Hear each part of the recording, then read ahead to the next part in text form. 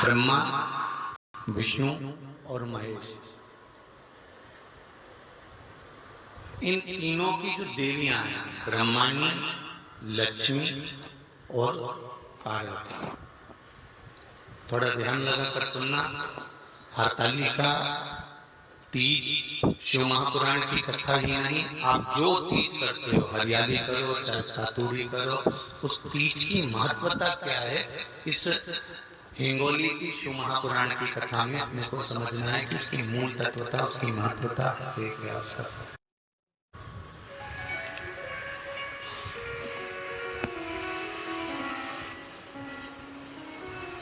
भगवान ब्रह्मा, भगवान विष्णु और भगवान शिव, इन तीनों की जो अर्धांगिनियां, ब्रह्माणी, लक्ष्मी और पार्वती, इन तीनों ने तप कर साधना कर ब्रह्मदेव को, भगवान विष्णु को और भगवान शंकर को, और तीनों ने प्राप्त कर तीनों देवताओं से वर मांगा कि वर हमको ऐसा दीजिए कि हमारे तप साधना का फल नारी को तीज के दिन प्राप्त हो जाए। अब देखिए जरा, एक ही व्रत से, एक ही उपवास से उसको संपूर्ण तप साधना का फल प्राप्त होगा, संपूर्ण तप साधना का फल उसको मिल रहा है मात्र एक व्रत से। केवल एक व्रत कर रहे हैं, संपूर्ण तप साधना का फल उसको प्राप्त हो रहा है। ऐसा कोई व्रत, ऐसी कोई साधना, ऐसा कोई शंभो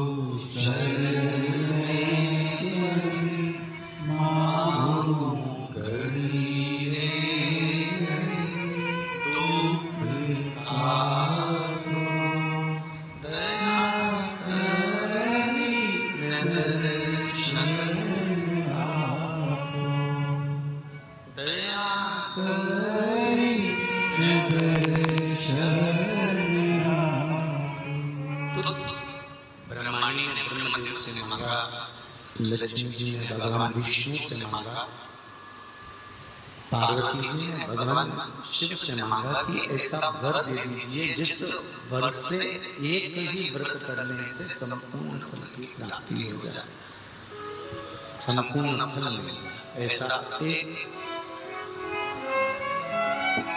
व्रत का फल दे दीजिए, मात्र एक व्रत का। अब देखिए, हरियाली तीज करने वाली माताएं थोड़ा ध्यान से सुनिए।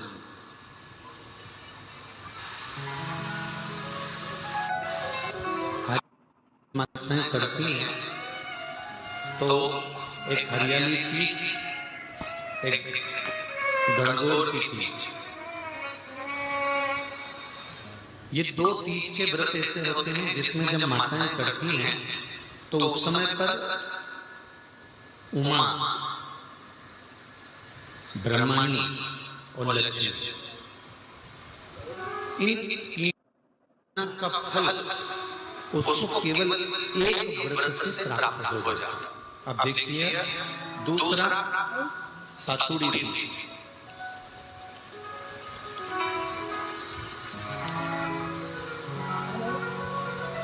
इसमें उमा और महेश्वर, उमा और महेश, ब्रह्माणी और लक्ष्मी, इन चार के व्रत तप का फल एक साथ सातुड़ी तीज के दिन प्राप्त हो जाता है। अब कहती है हरतालिका तीज, आप लोग करते हो हरतालिका? लोग करते कि नहीं करते? करते हैं यहाँ पे हरतालिका? कौन कौन करता है? जरा हाथ उठाओ तो जरा। अरे सभी करते, रखो रखो, बहुत बढ़िया। बहुत अच्छी बात। एक आती है हरतालिका तीज। तीज का व्रत माता पार्वती बेल वृक्ष के आनंद के साथ में फुलेरा बनाकर करती है, और जिसमें इस हरतालिका में माता पार्वती जी के जितने जन्म पहले हुए, माता पार्वती का जन्म तो 52 नंबर पर, 52 नंबर पर माता पार्वती का जन्म है। इससे पहले तो माता के 51 जन्म पहले हो चुके, 51 जन्म माता पार्वती का पहले हो चुके। तो वो जितने जन्म माता पार्वती पूर्व में ले चुकी हैं, ब्रह्मांडी जितनी बार ब्रह्मदेव के साथ में विराजमान हो चुकी हैं, इंद्राणी जितनी बार इंद्र के साथ विराजमान हो चुकी हैं, और लक्ष्मी चाहे वो राधा के रूप में हो, चाहे वो रुक्मिणी के रूप में हो, चाहे वो सतभामा के रूप में हो, चाहे वो यमुना के रूप में हो, चाहे वो गंगा के रूप में हो, जितनी बार माता लक्ष्मी ने रूप धारण करे हैं वो सब रूप में, और माता पार्वती अपने सारे रूप में, ब्रह्मांड अपने सारे रूप में, लक्ष्मी अपने सारे रूप में इस हरतालिका तीज के व्रत को करने के लिए आतुर रहती हैं, और इस व्रत को कर एक दिन में ही संपूर्ण विश्व का जितना तप है, साधना है, उपवास है, सबका फल एक साथ एकत्रित कर देती हैं केवल एक व्रत में, हरतालिका तीज। अब एक बात ध्यान से सुनिएगा, सारे व्रत आपका अगर स्वास्थ्य खराब हो गया तो आप व्रत छोड़ सकते हो। जितने भी व्रत आप लोग कर रहे हैं पूर्व के, सोमवार, मंगलवार, एकादशी, छठ, पंचमी, चतुर्थी, अगर आपका स्वास्थ्य खराब है तो आप उस व्रत को छोड़ सकते हो, सारे व्रत को छोड़ सकते हो। पर तीज का जो व्रत होता है, हरतालिका जो व्रत होता है, ये व्रत एक बार लेने के बाद जब प्राण छूटते हैं तभी ये व्रत समाप्त होता है, अन्यथा बीच में ये व्रत समाप्त नहीं है।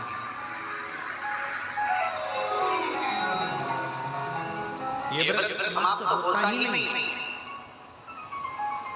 अगर शरीर से नहीं बनता कि अब हमारी अवस्था हो गई, अब शरीर से नहीं बन रहा है, तो भले एक पहर की पूजन कर कर, एक पहर का नियम धारण कर कर, एक पहर का स्मरण कर कर, एक पहर का पूजन कर धारण करो, और उसके बाद में भले आप थोड़ा सा जो भी आपको लेना है वो कर लो, पर इस व्रत को करना ही पड़ता है।